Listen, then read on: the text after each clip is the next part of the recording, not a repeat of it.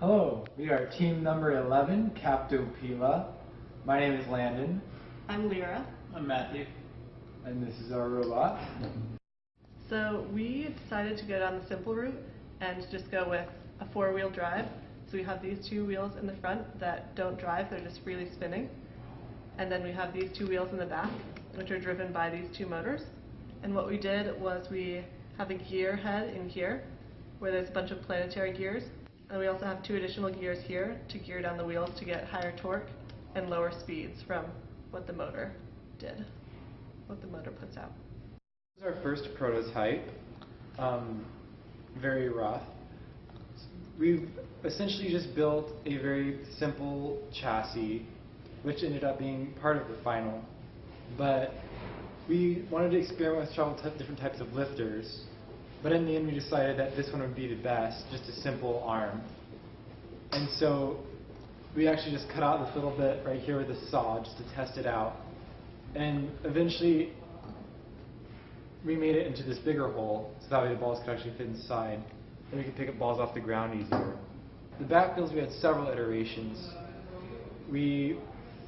First we were just going to do something simple with like a rubber band, but we decided later to use silicone because I liked the friction of the 30, whatever it's called, silicone. And so we decided to use that. And we used double layer acrylic with cut holes and like textures to keep the silicone locked onto the acrylic. And on the final iteration, we actually made a much more intricate wheel texture on the outside for friction. And we also used cutting on the inside to make the silicone wrap all the way around while it was also being supported on the inside. For building the actual robot, we used basically all the processes we learned about in class. And in lab, we used laser cutting. As you can see, we laser cut most of the chassis and the wheels and the supports for the lifter.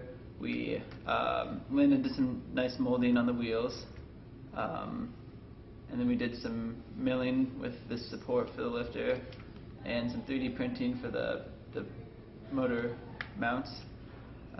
So we were able to use like all the different processes that we've been learning about throughout the course.